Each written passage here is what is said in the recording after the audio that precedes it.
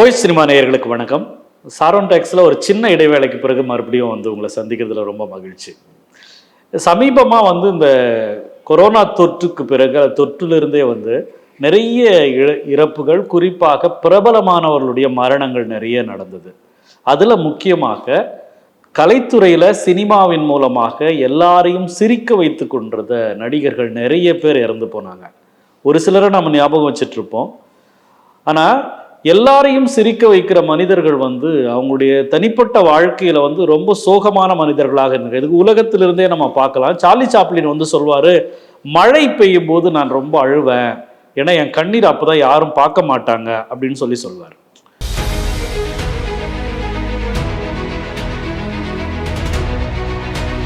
இந்த வீடியோவை உங்களுக்கு வழங்குபவர்கள் Paces Pay, secure digital payments with multiple features and great success rate. தமிழ்ல ஒரு முக்கியமான ஒரு சொல் இருக்கும், விளக்கின் கீழ் ஒளிந்திருக்கிறது இருட்டு அப்படின்ற மாதிரி சொல்லுவாங்க. நல்லா சிரிக்க வச்சுட்டு சிரிச்சுட்டே இருக்கிற ஒரு மனிதனுக்கு பின்னால் இருக்கிற மிக கொடூரமான அந்த மரணங்கள், அவங்களுடைய வாழ்க்கையினுடைய சிக்கல்கள் ரொம்ப மோசமானதாக இருக்குது அப்படின்றது ஒவ்வொருத்தருடைய மரணத்திலையும் நம்ம பார்க்கலாம். குறிப்பாக கொரோனா அப்போ நடிகர் விவேக் இறந்து போனார். ரொம்ப நாளுக்கு பிறகு விவேக் சினிமாக்குள்ளே நகைச்சுவை அப்படின்றது வெறும் கேலி கிண்டல் பண்ணுறது அப்படின்னு இல்லாமல் வெறும் சிரிக்க வைக்கிறது அல்லது மற்றவங்களை காயப்படுத்தி சிரி வைக்கிறது இல்லை, நகைச்சுவையின் மூலமாக மிக முக்கியமான செய்திகளை மக்கள்கிட்ட கடத்தலாம். ஏன்னா இதை தமிழ் சினிமாவில் செய்ய தொடங்குனது கலைவாணர் NS கிருஷ்ணன் அவர்கள். உங்களுக்கு தெரியும், உலகத்தில் சார்லி சாப்ளினுக்கு அடுத்ததாக ஒரு நகைச்சுவை நடிகருக்கு சிலை வைத்தது அப்படின்றது NS கிருஷ்ணனுக்கு தான். அதுவும் குறிப்பாக இலங்கையில் வைக்கிறாங்க. இலங்கைக்கு பிறகு தமிழ்நாட்டில் வைக்கிறாங்க அப்படின்ற ஒரு முக்கியமான செய்தி நமக்கு தெரியும். அப்போ NSK என்ன நினைக்கிறாருன்னா, இந்த நகைச்சுவைன்றது வெறும் கேளிக்கை இல்லை, இதன் மூலமாக நல்ல செய்திகளை மக்கள்கிட்ட சொல்லணும், விழிப்புணர்வை ஏற்படுத்த முடியும் அப்படின்னு NSK பண்ணாரு. அதே வேலையை தான் சினிமாவில் விவேக் பண்ணாருன்றதுனால விவேக்கை சின்ன கலைவாணர் அப்படின்னு அழைச்சாங்க அப்படின்றது நமக்கு எல்லாருக்கும் தெரியும். இப்போ விவேக் அவருடைய படங்கள், தொடக்க கால படங்களில் விவேக் ஒரு மாதிரி வந்துட்டு இருந்தாலும் அதுக்கப்புறமா அவருக்குன்னு ஒரு ரசிகர் கூட்டம், ஏன்னா ஒரு காலகட்டத்தில் விவேக் இல்லாத படங்கள் இல்லை அப்படின்ற மாதிரியான ஒரு காலகட்டம் வந்தது. அந்த காலகட்டத்தை விவேக் ரொம்ப சரியாக பயன்படுத்திக்கிட்டார். என்னன்னா, எல்லா விதமான சின்ன சின்ன சின்ன எல்லா மூட நம்பிக்கைகளும் கேள்வி கேட்கிற ஒருவராக விவேக்கினுடைய படங்கள் எந்த படமாக இருந்தாலும் நாம பக்தின்ற பேர்ல, நம்பிக்கைன்ற பேர்ல வச்சுங்கிற எல்லா மூட நம்பிக்கைகளையும் விவேக்கினுடைய காமெடியில் அவர் கேள்வி கேட்டுட்டே இருப்பார்.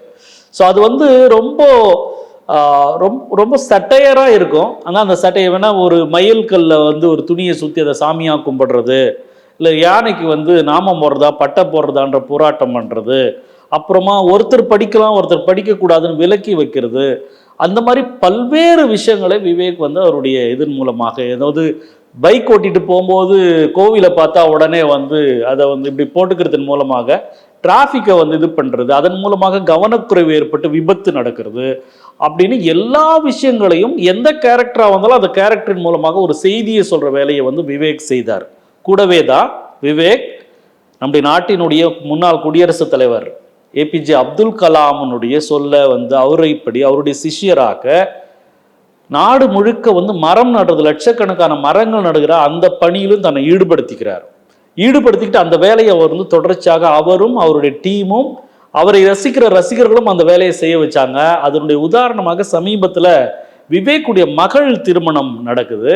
அந்த திருமணத்தை ரொம்ப எளிய முறையில் அவங்க திருமணத்தை முடிச்சுட்டு அவங்க மகளும் அவங்களுடைய கணவர் அந்த மாப்பிள்ளையும் சேர்ந்து முதல் செய்த வேலை ஒரு மரக்கண் நடுற அந்த வேலையை செய்கிறாங்க. இதுக்கு இன்ஸ்பிரேஷனாக விவேக் தான் இருக்கிறார் அப்படின்னு சொல்கிறாங்க. ஸோ இவ்வளவு தன்னுடைய எல்லா கடைசி வரைக்கும் அவருடைய படங்களில் அவர் விழிப்புணர்வு ஏற்படுத்துகிற மிக முக்கியமான வேலையை விவேக் செய்தார். ஏன்னா இடையில பெரும்பாலும் அதை யாரும் செய்யலை. கலைவாணர், நடிகை வேலை MR ராதா, அந்த மாதிரியான சில நடிகர்கள் சொல்லிட்டே வந்த காலகட்டங்களில் சமீபமாக கடந்த 20 ஆண்டுகளில் இந்த மாதிரியாக நகைச்சுவையை விழிப்புணர்வுக்கான ஒரு விஷயமாக சட்டையரின் மூலமாக இந்த சமூகத்தின் மூட நம்பிக்கை கேள்வி கேட்கிற வேலையை விவேக் செய்தார். அவருடைய மரணம் எல்லாரையும் உலுக்கி போட்ட ஒரு மரணம். அதே மாதிரி அதற்கு பிறகு இறந்து போன ஒரு நடிகர் அப்படின்னு சொன்னால் நம்ம மயில்சாமியை சொல்லலாம். மயில்சாமி வந்து திடீர்னு இறந்து போறார். விவேக் வந்து கொரோனாக்கு போயிட்டு ஹாஸ்பிட்டல் அட்மிட் ஆகி அந்த மாதிரி இருக்கிறார். மயில்சாமி ஒரு கோவிலுக்கு போய் இது பண்ணிட்டு வந்து படுத்து திடீர் ஒரு மரணம். மயில்சாமியினுடைய மரணத்தின் போது அவர் இருந்த அந்த பகுதியில் இருந்த எல்லா ஏழை எளிய மக்களும் வந்து சொல்லி சொல்லி அவர் என்னவா நடந்துப்பாரு, எப்படி இதுவா இருப்பாருன்றத சொல்லி சொல்லி அழுதுருப்பாங்க. ஏன்னா விவேக் இறந்த போது விவேக்கினுடைய நல்ல விஷயங்களை எல்லாம் வந்து மயில்சாமி பேசியிருப்பார். அவர் யாருக்கும் எப்படியெல்லாம் உதவி செய்வார். ஏன்னா விவேக்கை பற்றி ஒரு முறை வந்து குமரிமுத்து வந்து ஒரு பேட்டியில் சொல்லும்போது சொல்வார், இவங்க எல்லாருமே ஒரு ஷோக்கு போவாங்க வெளிநாட்டில். அந்த ஷோக்கு போயிட்டு அந்த பணத்தை வந்து இது குமரிமுத்துக்கு ஒரு முக்கியமான தேவைக்காக பயன்படுத்தணும் அப்படின்றதுக்காக அந்த பணத்துக்காக அந்த ஷோவை ஏற்பாடு பண்ணுவார். அப்போ விவேக் வந்து அந்த ஷோக்கு நான் வரேன், அந்த ஷோவில் எனக்கு கிடைக்கிற பணத்தையும் சேர்த்து நீங்கள் எடுத்துக்குங்க அப்படின்னு சொன்னாருன்னு சொல்லி ரொம்ப நெகிழ்ச்சியோட குமரிமுத்து சொன்ன ஒரு பேட்டியை வந்து பரவலாக இப்போது நம்ம வந்து சமூக வலைதளத்தில் பார்க்கலாம். இதே மாதிரி தான் வந்து மயில்சாமி வந்து விவேக்கை பற்றி சொல்லிட்டு இருந்தாரு. மயில்சாமி இறந்தபோது அவரை சுற்றி இருக்கிற மக்கள் வந்து மயில்சாமியை வந்து பார்த்தாங்க. அதுவும் குறிப்பாக மயில்சாமி தன்னுடைய இன்ஸ்பிரேஷனாக எடுத்துக்கிறது எம்ஜி ராமச்சந்திரன்.